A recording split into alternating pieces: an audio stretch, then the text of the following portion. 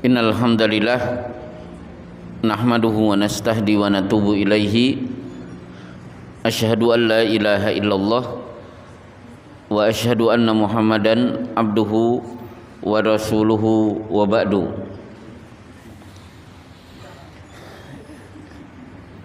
Bapak-bapak dan ibu-ibu yang dimuliakan oleh Allah,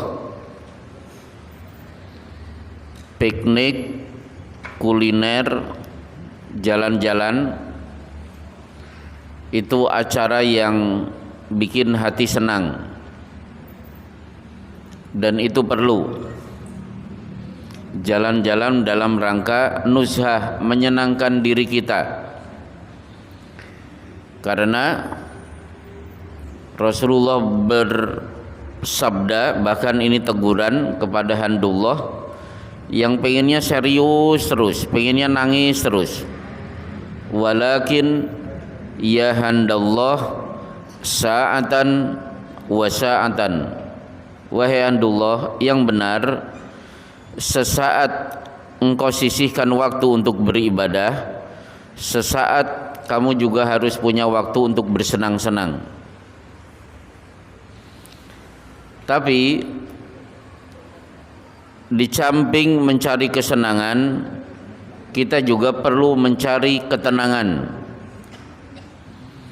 Ketenangan itu mungkin pada ala bidzikrillahi tatmainnul qulub. Ingatlah, zikrullah itu menenangkan hati. Dan sebaik-baik zikrullah itu baca Quran. Termasuk duduk di majelis taklim. Majtama qaumun fi baitin min buyutillah, tidaklah satu kaum berkumpul di rumah-rumah Allah, maksudnya masjid. Acaranya apa? Dua. Yatluna kitaballah, membaca kitabullah, wa yatadarasuna bainahum, dan mempelajari isinya di antara mereka. Itulah majelis taklim. Apa yang terjadi kalau duduk di majelis taklim? Illa nazalat alaihimus sakinah, maka rasa tenang akan Allah turunkan. Wa ghasyiyatuhumur rahmah, Allah liputi rahmat. Wa haffatmulul malaikah, malaikat akan mengelilingi majelis tempat duduk mereka. Wa dzakarahumullahu fiman indahu, dan pada waktu sama nama-nama yang hadir disebut-sebut oleh Allah di hadapan seluruh malaikat yang berkumpul di langit. Berarti bapak-bapak sekarang sedang populer di hadapan para malaikat, karena nama kita di absen, disebut-sebut oleh Allah, dipamer-pamerkan di hadapan para malaikat. Berarti datang ke pengajian, nazalat alaihimus sakinah, hati akan tenang. Maka silahkan cari kesenangan dengan jalan-jalan, tapi kita juga punya waktu untuk mencari ketenangan dengan cara duduk di majelis taklim dan zikrullah. Baik, hari ini kajian terakhir, kita akan membahas dialog saat sholat. Apa hukum berdialog, ngobrol saat sholat?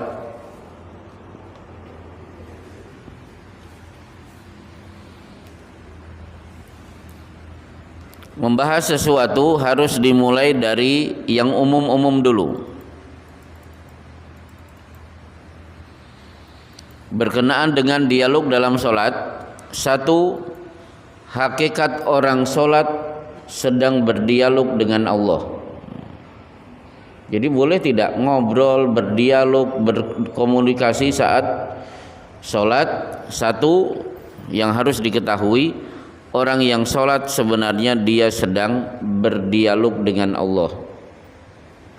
Dalilnya, idza kana ahadukum fis sholati fa innahu yunaji rabbahu, apabila seorang di antara kamu sedang sholat, sebenarnya ia sedang yunaji, naja yunaji, bermunajat kepada Rabbnya.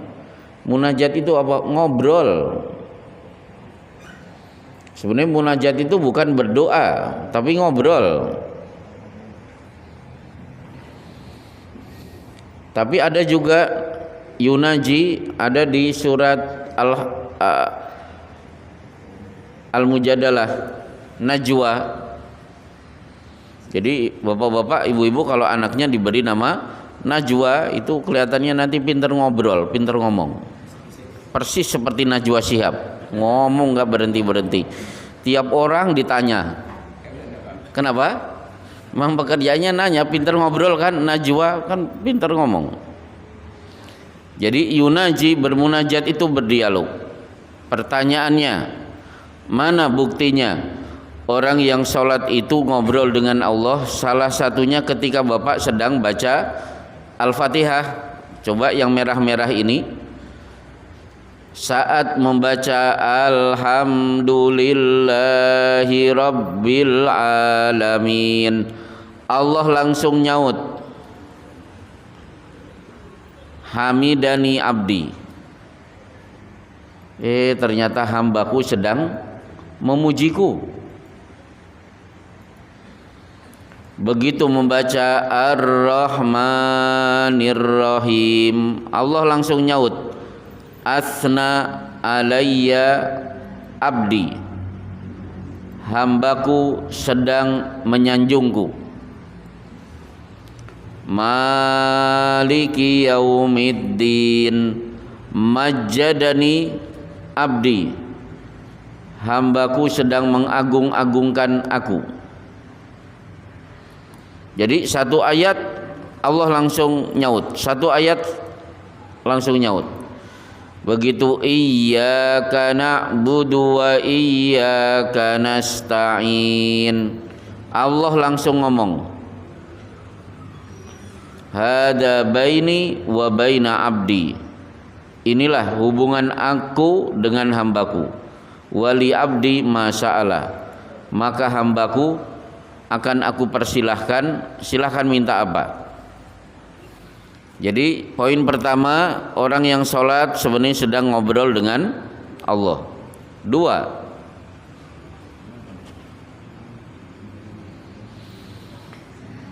berdialog saat sholat hukumnya haram. Aslinya ngobrol itu haram.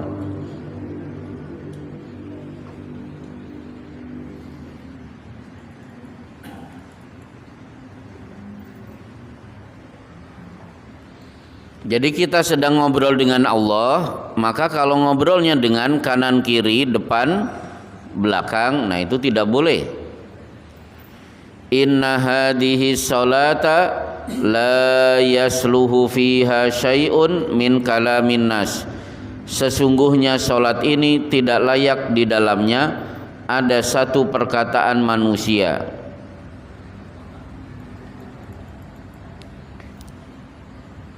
Ini teguran Rasulullah kepada Muawiyah bin Hakam. Kenapa Rasulullah menegur Muawiyah bin Hakam? Jadi gini, Muawiyah masuk ke masjid, dia baru masuk Islam, dia tahiyatul masjid, Allahu Akbar. Di masjid ada sahabat yang sedang duduk, tiba-tiba mengucapkan Alhamdulillah. Muawiyah langsung mengucapkan yarhamukallah.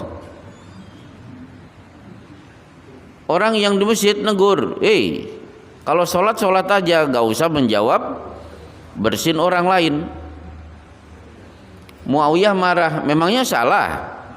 Jadi gitu, saut menyaut, seisi masjid akhirnya pada memberi isyarat, menengok, maksudnya begitu. Nah akhirnya keluarlah kalimat ini, sholat itu tidak layak di dalamnya ada satu perkataan manusia. Akhirnya ada pembahasan, apa hukum saat sholat mengucapkan Alhamdulillah ketika sedang bersin. Baik, jawabannya begini, dari sekian pendapat yang ada. Kalau sedang sholat bapak bersin, bapak-bapak boleh mengucapkan alhamdulillah, tapi yang lain tidak boleh menjawab. Jadi saya sedang sholat, Allahu Akbar, menjadi imam, tiba-tiba saya bersin, saya boleh alhamdulillah, tapi makmum tidak boleh menjawab yarhamukallah. Itu murni pribadi. Baik, tapi kalau saya sedang tahiyatul masjid, saya bersin, alhamdulillah, yang sedang duduk boleh mengucapkan yarhamukallah. Baik. Nah, kemudian ternyata ngobrol saat sholat itu dulu kebiasaan para sahabat. Coba kita lihat hadis dari Zaid bin Arqam, langsung kita terjemahkan. In kunna lanatakallamu fi sholati ala hadi Rasulillah sallallahu alaihi wasallam. Dulu kami benar-benar pernah berbicara dalam sholat pada zaman Rasulullah sallallahu alaihi wasallam. Salah seorang di antara kami berbicara dengan temannya untuk keperluannya. Jadi biasa, misalnya, Mas kurang rapat, itu yang depan agak majuan, padahal sedang sholat. Itu dulu biasa terjadi. Akhirnya turun, hafidu ala sholawati wassolatil wusta wa qumu lillahi qanitin. Peliharalah semua sholat dan sholat yang tengah, yaitu asar.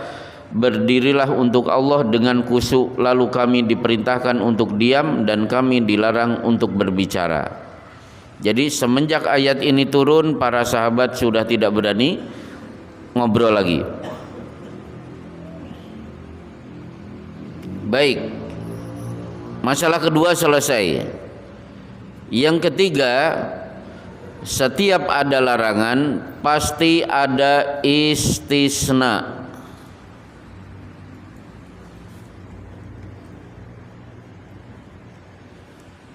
Pengecualian. Jadi dalam Islam kalau ada larangan pasti ada pengecualian. Membunuh boleh tidak? Oh, enggak boleh. Ada istisna? Ada. Contohnya apa? Daf'us soil, mempertahankan harta, mempertahankan nyawa dia.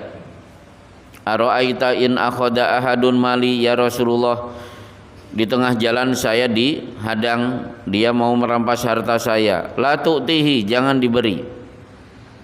Wa kaifa in qatalani, kalau dia nyerang aku, qatilhu, bunuh dia.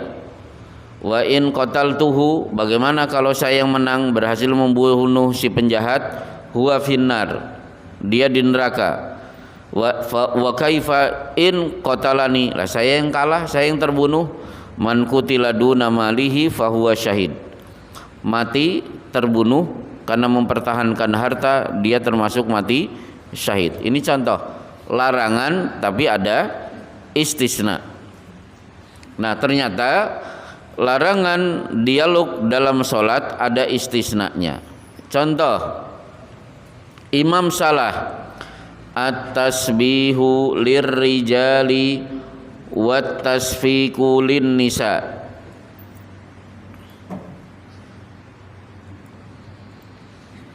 Tasbih itu bagi laki-laki dan tepuk tangan itu bagi wanita. Oh, berarti kalau ada yang mengucapkan subhanallah, imam paham saya sedang ditegur oleh makmum bahwa saya ada yang salah. Berarti ini apa? Dialog antara makmum dengan imam. Ini contoh dialog yang diperbolehkan.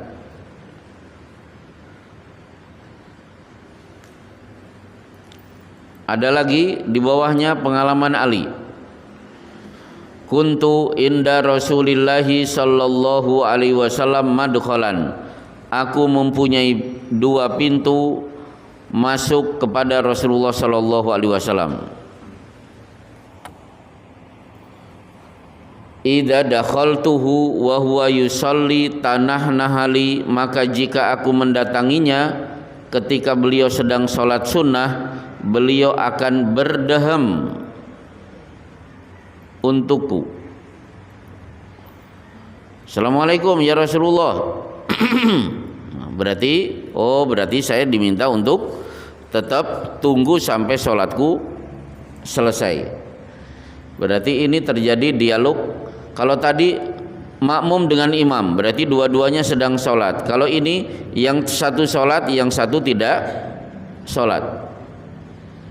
Berdeham itu salah satu cara Rasulullah untuk berdialog dengan Ali untuk jangan pergi karena beliau sedang sholat.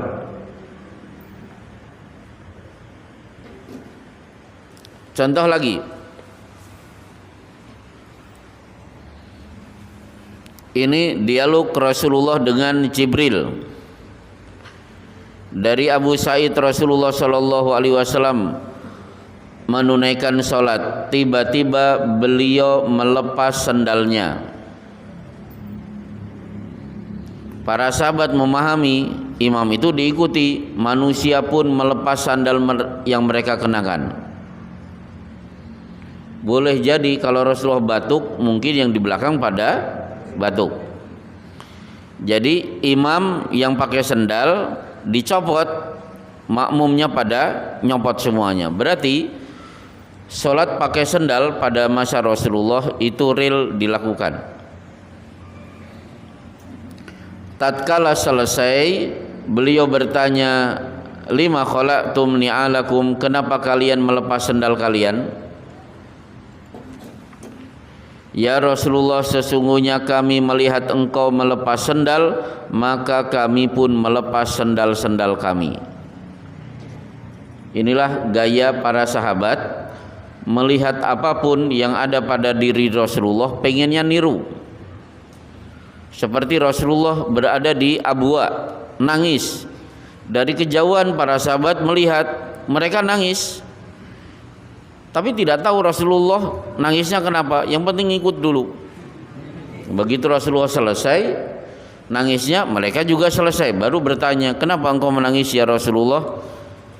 Aku minta izin untuk mengistighfarkan, dosa ibuku tidak diizinkan, tapi Allah mengizinkanku untuk tetap menziarahi kubur ibuku. Itu contoh sikap pengen meniru. Akhirnya beliau bersabda, Inna Jibrila atani, Jibril mendatangiku lalu menyampaikan padaku bahwa pada sendalku ada kotoran. Oleh karena itu bila kalian memasuki masjid, maka baliklah sendal kalian, selanjutnya lihatlah padanya. Bila ada kotoran maka gosok-gosokkan ke tanah, selanjutnya silahkan sholat dengan mengenakan keduanya. Berarti Jibril menegur Rasulullah, Muhammad, sendalmu ada kotoran, copot. Ini dialog antara yang tidak sholat dengan orang yang sholat. Nah, contoh ini lagi dari Abdullah bin Umar ketika orang-orang berada di Kuba saat sholat subuh. Yang pernah ke Kuba mungkin pernah melihat sumur Al-Aris. Gak pernah lihat sumur Al-Aris? Itu sumur di Kuba. Iya, sumur Al-Aris itu dekat Masjid Kuba. Kalau tidak melihat sama, saya juga tidak melihat karena sudah ditutup. Ya. Kecuali sumur yang ada di mana? Di mikotnya orang-orang umrah itu, Jirona. Ya itu, tapi udah ditutup lagi. Di tembok tidak boleh didatangi. Jadi sumur Al-Aris itu Rasulullah pernah duduk di sumur, kakinya dicelupkan. Datang Abu Bakar, dipersilahkan duduk di samping Rasulullah. Datang Umar, dipersilahkan duduk di samping Abu Bakar. Begitu Utsman, dia meter sumur tidak cukup, Utsman disuruh duduk agak sedikit ke belakang. Sa'id ibnul Musayyab yang meriwayatkan hadis ini menutup riwayat ini dengan kalimat fa'awwaltuha kuburahum. Takwil dari peristiwa ini, inilah kubur mereka nanti. Akhirnya Rasulullah di sampingnya Abu Bakar, di sampingnya Umar, Utsman agak sedikit jauh di Kuba. Jadi kenapa 3 orang ini dikubur di satu tempat? Salah satu dasarnya ini. Dasar kedua, karena seringnya para sahabat mendengar Rasulullah bersabda, "Dhahabtu ana wa Abu Bakrin wa Umar, ji'tu ana wa Abu Bakrin wa Umar, kharajtu ana wa Abi dakhaltu ana wa Abu Bakrin wa Umar, kharajtu ana wa Abu Bakrin wa Umar." Aku pergi, aku datang, aku masuk, aku keluar, selalu bersama Abu Bakar dan Umar. Dan akhirnya 3 orang ini kompak meninggal dunia di usia 63 tahun. Ada yang sudah 63 tahun? Ya. Kenapa? Oh, yang sudah dapat Quran. Salah dewe ngambil Quran. Ya, baik, kita lanjutkan. Jadi kalau Bapak ke Kuba pasti datang ke Sumur Al-Aris, tapi ditutup. Itu sudah menjadi halaman. Tiba-tiba datang seseorang seraya berkata, sesungguhnya Rasulullah telah diturunkan Quran pada beliau tadi malam. Apa bunyinya? Fawalli wajhaka syatral masjidil haram. Beliau diperintah untuk menghadap Ka'bah. Mereka pun menghadap ke arahnya. Saat itu wajah-wajah mereka ke arah Syam, mereka segera memutar ke arah Ka'bah. Jadi Mas, kita sudah 16 bulan di Madinah sholat menghadap Palestina. Baru saja surat Al-Baqarah turun memerintahkan kita kembali menghadap ke arah Ka'bah. Berarti menegur orang yang salah kiblatnya. Di YouTube ada orang sholat menghadap ke timur, kemudian ditegur, tapi yang ditegur akhirnya dialog, yaitu berarti kan batal. Baik, ini dialog. Jadi seisi Masjid Kuba tidak ada yang membatalkan saumnya, cuma muter aja. Baik, kemudian terakhir Rasulullah pernah sholat di Kuba. Penduduk Kuba berhamburan, semuanya pada mengucapkan salam kepada beliau. Akhirnya An Ibni Umar radhiyallahu anhuma qala qultu li Bilalin kaifa ra'aita an-nabiyya sallallahu alaihi wasallam yaruddu alaihim hina yusallimuna alaihi wa huwa yusalli, qala yaqulu hakadha wa basata kafahu. Bagaimana engkau melihat cara Rasulullah sallallahu alaihi wasallam menjawab salam ketika beliau sedang sholat? Bilal menjawab begini, dia membuka telapak tangannya. Berarti tidak waalaikumsalam, tapi Rasulullah mengangkat telapak tangan. Nah, sementara di kitab As-Sunan Al-Mansiyah, saya di Bekasi itu ada pengajian membahas sunnah-sunnah yang terlupa, atau As-Sunan Al-Mahjurah, sunnah-sunnah Rasul yang banyak tidak diketahui kaum muslimin. Di situ diterangkan bagi yang sedang sholat kemudian mendapat ucapan salam dari yang tidak sholat, maka mengangkat telapak tangan yang putih itu mengarah ke bawah, telapak tangan yang gelap mengarah ke atas. Berarti begini saja, bukan begini. Assalamualaikum, waalaikumsalam. Tapi jangan waalaikumsalam, cuma mengangkat tangannya saja. Baik, selesai ya. Berarti kita simpulkan, dialog saat sholat apa hukumnya? Satu, dialog siapa yang sedang sholat hakikatnya sedang ngobrol, berdialog dengan Allah.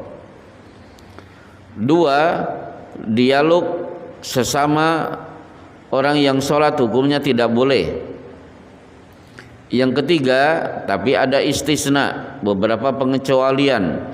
dialog saat sholat. Di antaranya apa? Menegur orang yang melakukan kesalahan, atau memberi isyarat berdehem, atau ada orang yang tidak sholat mengucapkan salam kepada orang yang sedang sholat, tapi dialognya bukan waalaikumsalam, dialognya cara jawabnya cukup mengangkat telapak tangan. Alhamdulillah materinya begitu cepat selesai, materi ringan, insya Allah bisa kita pahami dengan mudah. Berarti hari ini, malam ini penutupan, selesai kajian kita. Kita insya Allah bertemu di tahun depan, karena kita yakin Ramadan tahun ini bukan Ramadan terakhir bagi kita. Ada pertanyaan, saya persilahkan. Wah, ini dari Gebang lagi. Silahkan. Waalaikumsalam warahmatullahi wabarakatuh. Ya. Ya.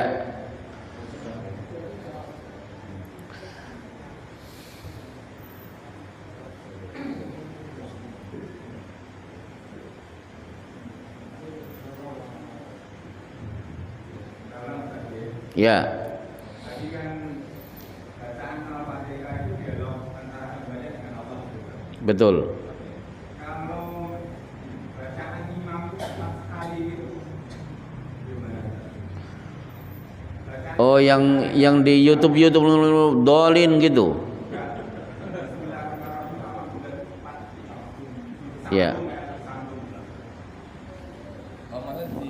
Ya, ya, ya.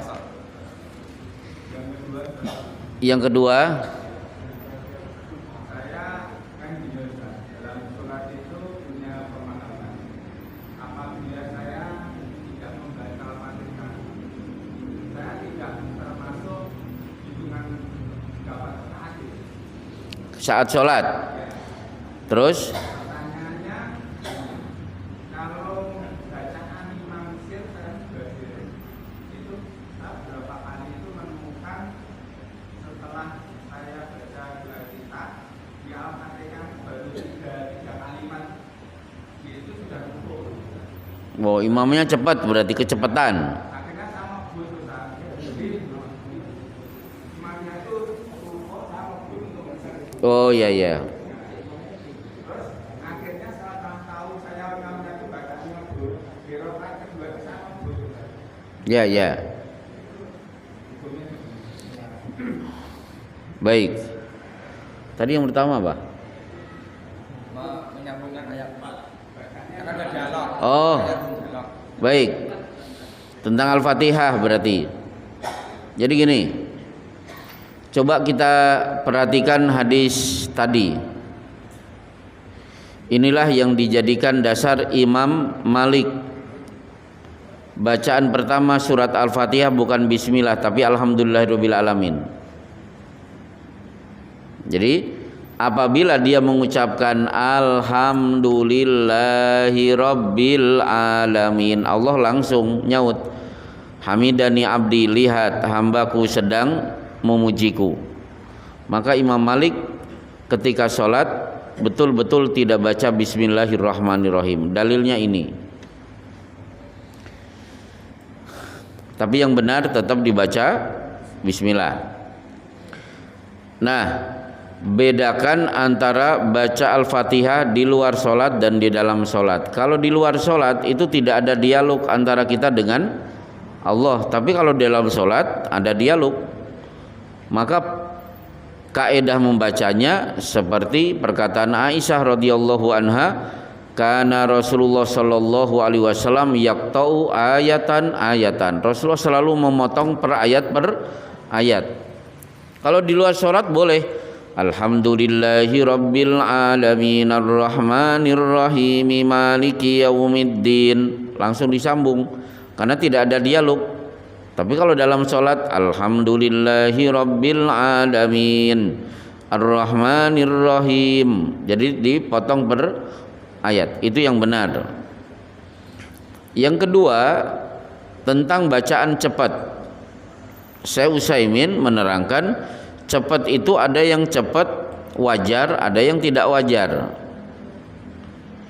Nah, kalau yang tidak wajar berarti super cepat sehingga makmum dijamin kelabakan.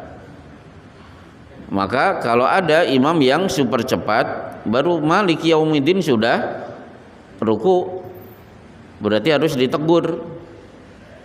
Mas, maaf, Al-Fatihah itu potong, berarti Anda kecepatan, pasti Anda langsung satu napas tahu-tahu waladolin. Itu harus ditegur imam seperti itu. Baik, ini yang pertama. Yang kedua tentang ya, negurnya caranya begini. Kan ada lembaga DKM. Jangan sampai imam itu kan kadang-kadang ya namanya juga imam. Kalau yang negur kalau bisa yang selepel. Karena di Bekasi ada forum tanya jawab. Ternyata saya pernah ditampar sama imam. Loh, kenapa Pak? Saya negur imam. Ya iya, kamu umur berapa? Imamnya umur berapa? Dan ternyata gaya orang dia ngomong namanya juga orang Betawi, nyablak. Nyablak itu waton jeplak. Ya wajar ditampar imam. Jadi Pak, kalau imam salah, bukan Pak sebenarnya, Mas. Bang, maaf, Anda kan masih muda. Ngomong dulu kepada pengurus sehingga pengurus akan tahu caranya menegur si imam, siapa yang punya hak menegur. Baik. Jadi tidak selamanya semua orang diperkenankan amar ma'ruf dan nahi mungkar. Sama seperti tahun 2001. Itu kan saya masih muda. Berat badan saya masih 47. Ada ibu-ibu kaya raya nangis-nangis pengen haji, tapi suaminya tidak pengen, padahal duitnya tidak berseri. Saya diminta untuk datang menasihati suaminya. Oh, gak bisa Bu, saya masih muda, suami ibu sudah berumur.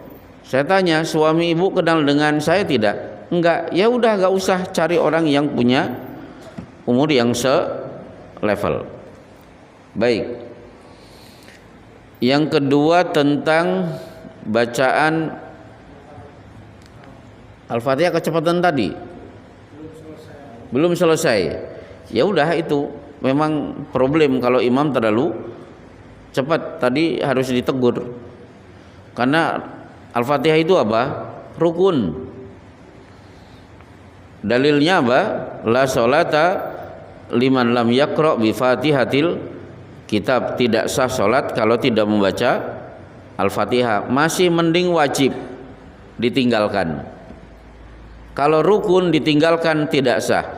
Tapi kalau wajib yang ditinggalkan, solusinya sujud sahwi. Contohnya apa?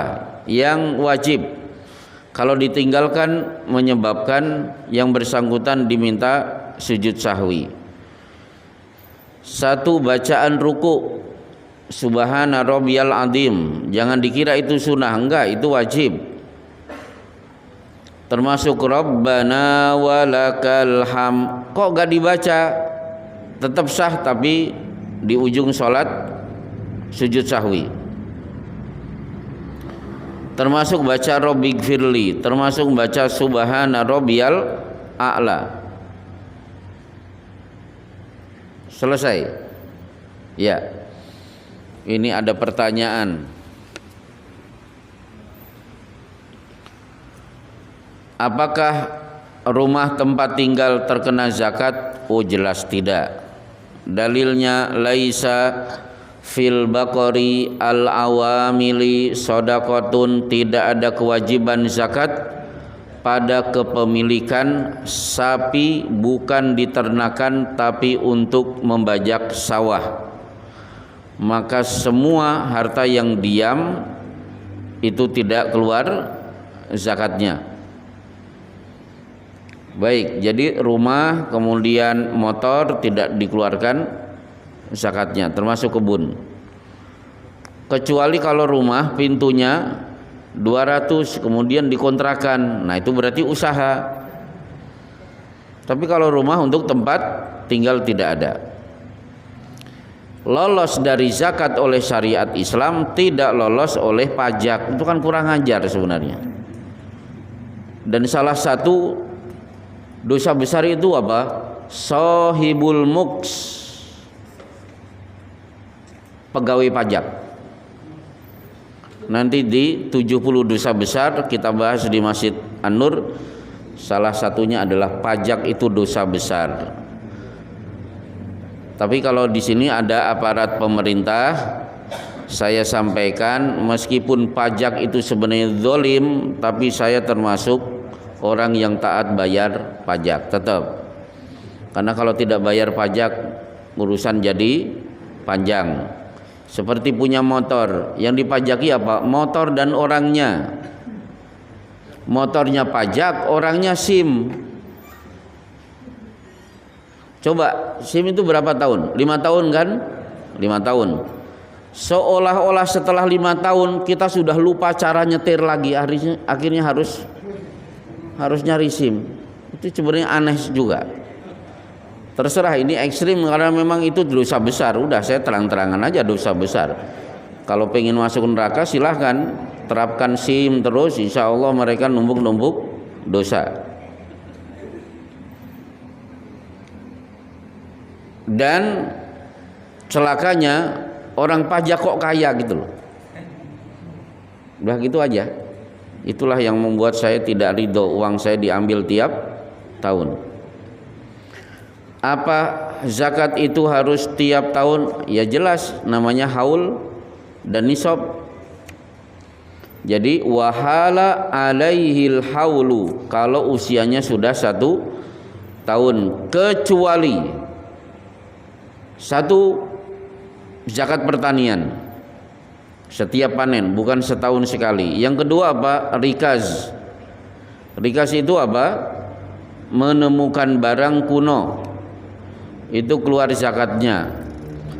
Tapi kalau barangnya tidak kuno, tidak disebut rikas dan disebut apa?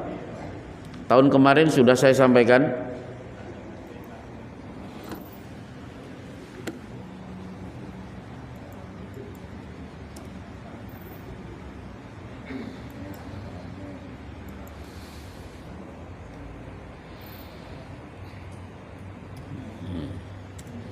Luktoh itu nemu barang.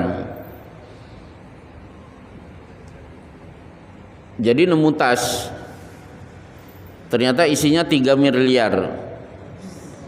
Tidak ada yang tahu. Ngalamun kan gratis, biarin aja. Itu keluar zakat tidak? Tidak. Tapi kalau rikas itu apa? Menemukan barang kuno. Setelah saya lihat, ternyata ini usianya sudah 2000 tahun.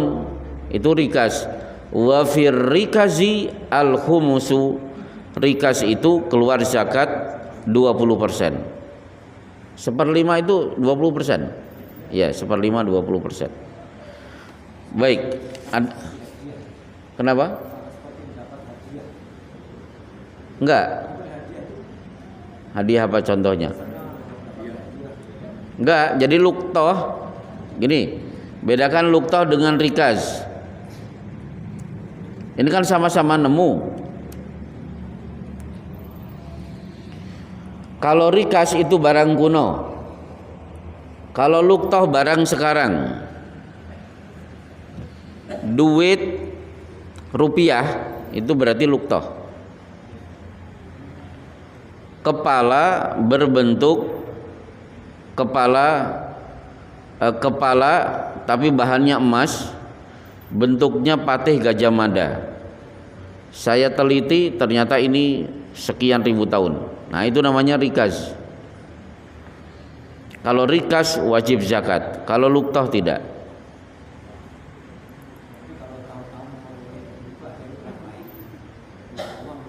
Ya, itu enggak ada kewajiban. Misalnya ada orang tiba-tiba datang, Pak, saya ingin memberikan hadiah buat Bapak kejutan 200 juta. Tidak keluar. Ya. Udah, ada lagi? Wah, Pak, monggo. Kalau sekarang ditaruh oleh pemerintah, Ya. biasanya barangnya terus Iya, diambil kita dapat piagam. Ya, betul. Ya. Jadi kalau ini diatur oleh syariat Islam, misalnya emas beratnya 4 kilogram, ya negara harus memberi ganti emas senilai 4 kilogram. Dan orang itu punya hak memiliki dan negara tidak punya hak mengambil paksa. Kalau mau mengambil, ya silahkan dibayar. Ini yang menemukan Islam memperbolehkan kepemilikan rikas. Rikas itu dimiliki si penemu, bukan negara. Baik, ada lagi yang lain. Pak Suroto, ya. Waalaikumsalam warahmatullahi wabarakatuh. 3 pertanyaan.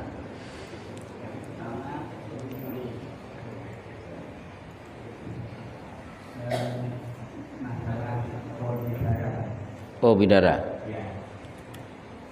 Saya dulu tanam sampai sekarang juga masih hidup. Saya pakai itu karena biasanya, tapi manfaatnya bagi orang masyarakat belum bermasyarakat. Belum tahu. Belum ada yang menggunakan itu. Yaitu kira-kira manfaatnya kepada banyak sahabat, kepada masyarakat yang Oh. yang pertama. Yang kedua, 2. tanaman apa yang dibolehkan menanam di makam, minimal itu bermanfaat bagi para Yang mati. yang jarang, Oh, iya ya. kalau tidak ada yang bermanfaat bagi yang jenazahnya. Kemudian yang ketiga, apakah diperbolehkan membangun makam di dalam tanah? Karena tanahnya ini kan bukan untuk gedung terus tidak buat di dalamnya itu bukan untuk apa juga tidak. Oh, tidak longsor dan sebagainya. Itu aja Mas Nur. Ya. Baik. Yang pertama pohon bidara. Di Kultum sudah saya sampaikan, bidara itu satu ada di dunia. Iksiluhu bima'in wasidrin. Mandikan si mayit dengan air yang dicampur dengan bidara. Berarti bidara itu ada. Ternyata bidara di Indonesia dan di Arab sama. Di Madinah itu ada tempat yang bernama Sakifah Bani Sa'idah. Ya, mungkin Bapak pernah mengunjungi lokasi itu, Sakifah Bani Sa'idah. Tidak jauh dari Hotel Movenpick. Ada yang tahu? Nggak tahu ya. Hotel Movenpick itu dulu tempat pembuangan sampah pada masa Rasulullah. Sekarang menjadi hotel elit. Oh, elit. Baik, itu Movenpick. Tidak jauh dari Movenpick, kalau dulu pintu 16. Disitulah ada Sakifah Bani Sa'idah. Disitulah Abu Bakar dibaiat menjadi khalifah. Sebelumnya nyari Sa'ad bin Ubadah yang dibaiat. Ya, saya ajak jamaah, kaki kita sekarang sedang menginjak Sakifah Bani Sa'idah. Dulu diinjak oleh Abu Bakar, Umar, Sa'ad bin Ubadah dan seluruh kaum Ansor yang berkumpul di situ. Nah, di situ ternyata ada pohon bidara. Saya perhatikan, ternyata sama dengan yang di Masjid An-Nur yang sudah innalillahi wa inna ilaihi rajiun. Kenapa ini? Padahal buahnya enak. Ini buahnya bisa dimakan, Pak, tapi kok sudah mati? Dimatikan? Waduh. Iya. Baik. Bidara ada kembali di Sidratul Muntaha. Kenapa disebut Sidratul Muntaha? Sidrah itu pohon bidara, muntaha ujung alam semesta di langit ke-7. Akhirnya bidara kembali ada di surga, di Jannatul Firdaus, karena Allah berfirman, wa ashabul yamini ma ashabul yamin. Kelompok kanan beruntung sekali masuk golongan kanan, karena fi sidrin mahdud, akan bertemu bidara yang tidak berduri. Nah, manfaat bidara apa? Satu, kalau ada mayit dimandikan campur dengan daun bidara. Yang kedua, bidara itu sangat ditakuti setan. Kalau setan tidak mempan, di ruqyah itu bisa dibantu dengan daun bidara. Dibacakan ayat, disiram-siramkan.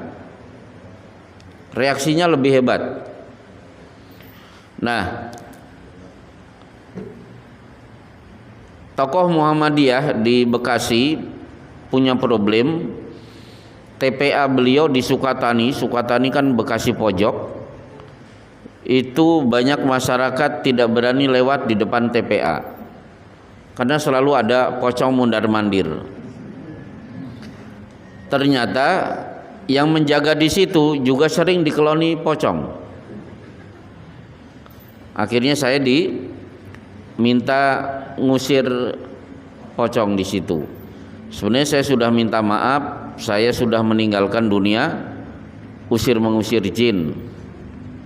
Ternyata yang nyuruh pinter. Akhirnya dilaporkanlah ke ketuanya Bani Saleh. Beliau sudah sepuh, galaknya luar biasa, tapi tegas, wibawa. Saya dipanggil, mau berangkat enggak? Ya udah, akhirnya saya berangkat. Terpaksalah. Kalau yang nyuruh beliau gak bisa, udah. Beliau kalau sudah nyuruh mabni ala sukun, ora iso diwahwa. Pokoknya kudu mangkat. Akhirnya saya bawa daun bidara, saya masukkan baskom, saya bacakan Al-Baqarah 1-5, ayat kursi, 2 ayat sesudah ayat kursi, akhir Al-Baqarah saya cipratkan ke seluruh rumah. Begitu selesai saya pulang, dan semenjak itu sudah tidak ada pocong lagi. Jadi daun bidara itu ditakuti setan. Kalau ada setan bandel tidak mau keluar, pukul aja pakai kayu pohon bidara. Tapi ya kasihan juga karena banyak durinya kan Pak. Ya jadi pelan-pelan aja. Ya. Dan ternyata daun bidara sekarang sudah diekstrak dalam bentuk pil, bisa diminum, bisa menjadi obat, berbagai macam obat. Nah, kemudian di makam ditanami pohon, bagus, itu bagus. Di Kitab Fathul Bari di jilid keempat, di Kitabul Janazah, di situ dianjurkan dalam madhab Syafi'i, karena Ibnu Hajar kan madhabnya Syafi'i. Jadi di tembok tidak boleh, tapi dianjurkan ditanam. Dikasih tanaman di atas kuburan. Kenapa? Tanaman adalah makhluk yang rajin bertasbih. Jadi di bawahnya ada mayat, di atasnya ada makhluk yang banyak bertasbih. Nah, contohnya apa? Di Pondok Kelapa, Jakarta Timur, apa itu? Rumput. Jadi pemerintahan Pemprov Jakarta pintar melarang kuburan di tembok, tapi supaya kuburan tetap kelihatan itu kuburan dan dikenal, maka ada rumput di atasnya, dan itu bagus. Jadi bapak-bapak nanti di pemakaman muslim, masya Allah, di bawahnya tulang belulang bapak-bapak, di atasnya ada makhluk bertasbih. Pohon apapun boleh. Pohon mangga silahkan, nanti kan berbuah, masya Allah, insya Allah enak. Gitu aja. Nah, kemudian boleh tidak di tembok bagian dalam karena alam Kalau tujuan itu boleh, sebagaimana kuburan Rasulullah itu sebenarnya ditembok, dibeton sampai ke bawah karena ada upaya beberapa kali mencuri jasad Rasulullah Shallallahu Alaihi Wasallam. Dan salah satu yang menyelamatkan jasad Rasulullah adalah Sultan Nasiruddin Az-Zanki. Beliau mimpi berkali-kali ketemu Rasulullah, meminta tolong. Beliau berkali-kali bangun dan akhirnya berarti Rasulullah minta ditolong fisik beliau. Maka penduduk Madinah diminta untuk berkumpul, tidak boleh ada yang absen. Tiba-tiba satu orang yang absen, akhirnya dicurigai. Begitu didatangi ternyata sedang ada acara menggali dan ternyata lubangnya sudah mendekati Masjid Nabawi. Nah, semenjak itu langsung dibeton ke bawah. Baik, silakan yang lain, yang belakang, ya. Siapa? Terserah. Ini gimana ini ngaturnya?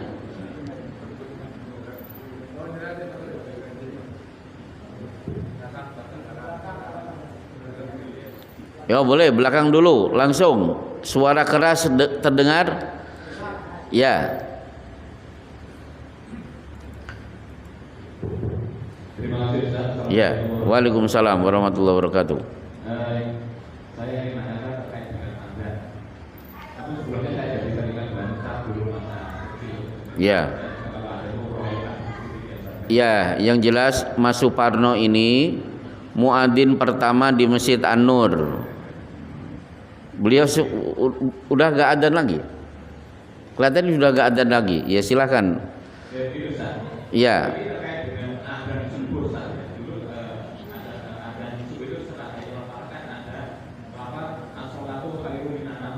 Ya. Ini yang saya alami terjadi di masjid, maksudnya saya duduk di masjid Al-Fatih Mondoroto Park yang saat ini saya tempati yang berbeda. Di sana ada tidak menggunakan lafaz tersebut, nah surat al-Fatih tidak ada. Pernah suatu saat terjadi ada seorang pemuda mengaturkan nada subuh dengan suara yang merdu sekali. Tapi habis itu sama sesepuh itu atau yang itu malah dimarah-marahi. Karena dimarah-marahi karena menggunakan apa as-sholatu khairum. oh. Kalau itu masjid Muslim, masjid Muhammadiyah juga. Pertanyaan saya, apakah mungkin ada beberapa sebelum saya apakah ada subuh itu tidak harus menggunakan itu atau bagaimana pandangannya? Oh, baik. Jadi muadzin subuh itu ada dua. Untuk adzan pertama yang mengumandangkan Bilal, yang mengumandangkan adzan kedua itu adalah Abdullah bin Umi Maktum. Nah, yang adzan Bilal itu kan bukan adzan subuh, tapi liyuqidona imakum wa yarji'a qaimakum. Adzan pertama fungsinya untuk membangunkan orang yang belum tahajud dan memberi pengumuman kepada yang sudah tahajud, silakan tidur lagi, nggak apa-apa. Jadi itu adzan pertama. Sementara adzan kedua itu kalau sudah masuk waktu subuh. Loh, Abdullah bin Umi Maktum kan buta. Iya, la yu'adzinu illa qila lahu asbahta asbahta. Jadi Abdullah bin Umi Maktum tidak akan mengumandangkan adzan kecuali ada temannya yang mengumumkan, "Mas, sudah manjing waktu subuh." Baru Abdullah bin Umi Maktum berdiri. Beda antara Bilal dan Abdullah bin Umi Maktum. Bilal tidak pakai as-sholatu khairum minan naum. Yang as-sholatu khairum minan naum adalah Abdullah bin Umi Maktum. Jadi yang disepat itu salah. Yang tidak pakai as-sholatu khairum minan naum itu yang adzan jam berapa? Sekarang subuh jam 4.25. Ya berarti jam setengah 4 itulah yang tidak pakai as-sholatu khairun minan naum. Nah, bagi yang marah-marah disuruh pergi ke Mekah dululah. Perhatikan adzan di Masjidil Haram dan Masjid Nabawi. Adzan pertama tidak ada as-sholatu khairun minan naum. Yang ada baru adzan yang kedua. Jadi jawabannya begitu. Yang marah-marah kalau bisa pergi dululah ke Mekah. Baik. Silahkan yang belakang lagi.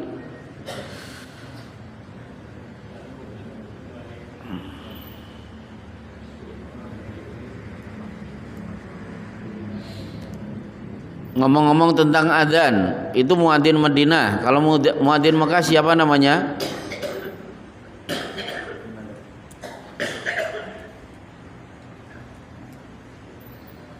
Ini muadzin Mekah. An Abi Mahdurata radhiyallahu anhu anna Rasulullah sallallahu alaihi wasallam ajabahu sautahu fa'allamahul adzan. Dari Abu Mahdurah, Rasulullah kagum dengan suaraku yang indah, maka beliau mengajarkan adzan kepadaku dan diberi mandat untuk mengumandangkan di kota Mekah. Tapi ternyata versi Mekah beda dengan versi Madinah. Kenapa? Adzan di kota Mekah ada tarji, pengulangan kalimat pada lafaz syahadat. Allahu akbar, Allahu akbar, Allahu akbar, Allahu akbar. Asyhadu an la ilaha illallah, asyhadu an la ilaha illallah, asyhadu an la ilaha illallah, asyhadu an la ilaha illallah, asyhadu anna Muhammadar Rasulullah, asyhadu anna Muhammadar Rasulullah, asyhadu anna Muhammadar Rasulullah, asyhadu anna Muhammadar Rasulullah. Inilah adzan Mekah yang dikumandangkan Abu Mahdurah. Baik, silakan Mas yang sudah megang mic. Waalaikumsalam warahmatullahi. Oh, belum selesai zakat fitrah. Kenapa? Yang sapinya di tempat kami itu sapinya itu dimanani masjid, musola, tempat itu tidak berzakat. Sabilillah itu satu, aslinya sabilillah adalah mujahid. Mujahid itu fi sabilillah. Itulah yang diterangkan oleh Syekh Abdullah Azam beberapa kali di tarbiyah jihadiyahnya. Jadi kata-kata fi sabilillah dalam Al-Quran maknanya jihad. Yang kedua, para penuntut ilmu. Mana dalilnya penuntut ilmu itu fi sabilillah? Dalilnya adalah man kharaja fi talabil ilmi fahuwa fi sabilillah hatta yarji. Siapa yang menuntut ilmu, keluar menuntut ilmu, berarti dia adalah fi sabilillah sampai dia pulang kembali ke rumah. Berarti anak-anak pondok-pondok pesantren. Lah khusus zakat fitrah itu bukan 8 asnaf tapi cuma 2, fakir dan miskin. Yang lain nggak dapat, amil juga nggak dapat. Amil itu kalau ngurusi zakat mal, gitu ya Mas ya. Selesai. Terakhir Pak Kis. Apa lagi? Kalau yang wanita seperti itu kita ada dulu gimana? Kalau dari di luar atau di situ? Pokoknya kalau panitianya tidak membagi dengan benar, berarti kita sudah bara'atul dhimmah. Urusan kita dengan Allah selesai, dia yang nanggung. Iya. Ya, itu sudah ditanggung imam. Ditanggung itu. Terakhir. Waalaikumsalam warahmatullahi.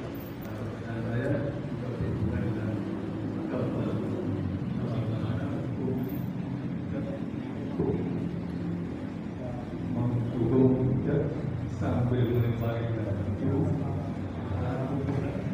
yang mana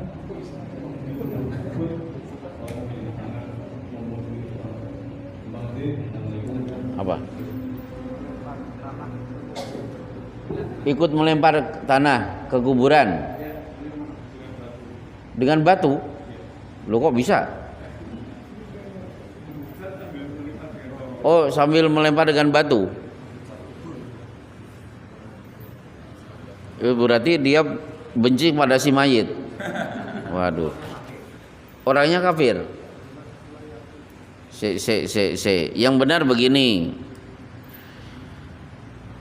Kalau ada mayit sudah di liang lahat, dianjurkan yang hadir ikut melempar tanah minimal 3 lemparan. Dalilnya itu perkataan Fatimah ketika bapaknya Rasulullah Shallallahu Alaihi Wasallam wafat. Di ujung hadis Fatimah mengucapkan atobat anfusakum antahsu fi qabrihi turaban. Perasaan kalian bagaimana ketika kalian ikut melempar tanah ke kuburan Rasulullah hingga akhirnya diuruk Rasulullah sudah tidak kelihatan? Apa kalian tidak sedih? Itu dalil bahwa yang hadir diminta untuk ikut melempar tanah ke kuburan. Maksudnya itu tidak hanya tanggung jawab bagi yang tukang gali, semua kalau bisa berpartisipasi. Nah, tahsu itu sebenarnya bukan melempar, tapi apa? Kalau nguruk, jadi bukan melempar, itu kan penuh dengan kebencian itu. Nah, kalau melempar batu ya jangan. Kalau itulah yang dilakukan oleh tetangga-tetangga Abu Lahab. Abu Lahab itu kan tragis, tokoh dicintai, dielu-elukan karena dia paling berani memusuhi Rasulullah Shallallahu Alaihi Wasallam. Tiba-tiba terserang penyakit, seluruh tubuhnya keluar nanah. Istrinya saja tidak mau ngurusi, semua tidak ada yang ngerawat. Begitu dia mati, mayatnya dibiarkan, lama-kelamaan bau busuk. Terpaksa anak dan tetangga-tetangganya dorong-dorong, nyodok-nyodok tubuh Abu Lahab dengan kayu hingga akhirnya ada lubang, dimasukkan ke lubang itu kemudian dilempari dengan batu. Nah, tempat itu ada di WC di depan Bukit Marwah. Bapak-bapak kalau tawaf selesai kan, keluar dari Bukit Marwah terus pada nawari gunting. Di depan situ kan ada WC. Yang pernah kencing di situ berarti ngencingnya Abu Lahab. Nah, gitu aja. Masya Allah. Saya kalau ke sana ya sedikit tahu tentang tempat-tempat bersejarah akan saya terangkan. Ini loh, ini tempat ini dan itu. Wallahu a'lam bishawab. Kelihatannya cukup. Inilah kajian kita di malam hari ini. Tapi sebelum kita sudahi pertemuan hari ini, sebagaimana tahun-tahun kemarin, tentu ada prakata dari pengurus takmir Masjid An-Nur yang akan menyampaikan pesan-pesan dan lain sebagainya. Tapi sebelumnya saya sampaikan, insya Allah nanti silahkan ikuti informasi kapan Masjid An-Nur mengadakan kajian kitab Al-Kabair tulisan Imam Ad-Dhahabi, kumpulan 70 dosa besar. Kita akan kupas sampai selesai. Monggo, mungkin Pak Ketua yang akan menyampaikan prakata. Wassallallahu ala Muhammadin wa ala alihi washabbihi wasallim. Assalamualaikum warahmatullahi wabarakatuh.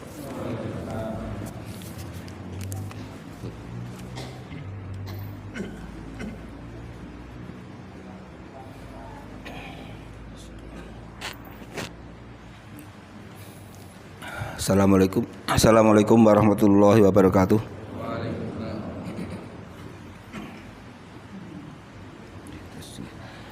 Alhamdulillahirabbil alamin wa bihi nasta'inu ala umuri dunya waddin. Wassalatu wassalamu ala asyrofil anbiya'i wal mursalin wa ala alihi washabihi ajma'in. Amma ba'du. Jamaah itikaf Masjid An-Nur yang dimuliakan Allah. Tanpa terasa malam ini kita memasuki malam terakhir di bulan Ramadan ini.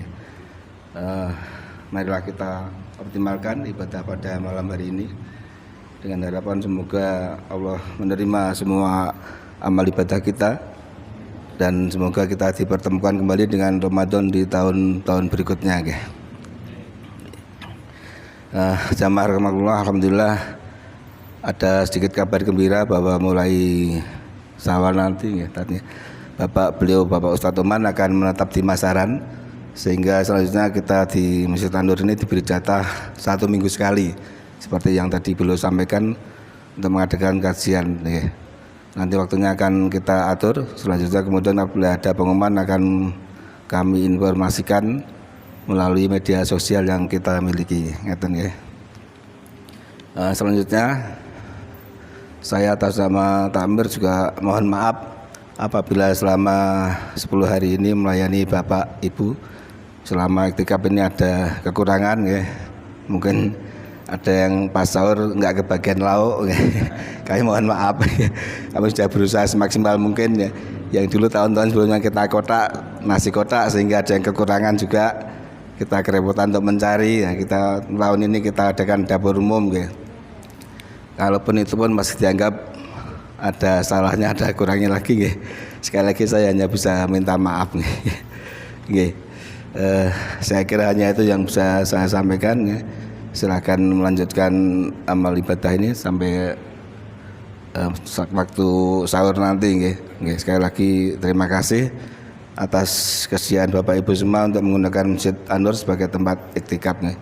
Semoga bisa menjadi amal jariah Bapak Ibu semua, dan terutama bagi masjid kita juga saya mohon doanya karena terus terang dengan bertambahnya fasilitas ini biaya yang kita keluarkan juga bertambah. Jadi juga mohon doa semoga kami bisa menutup semua biaya-biaya itu.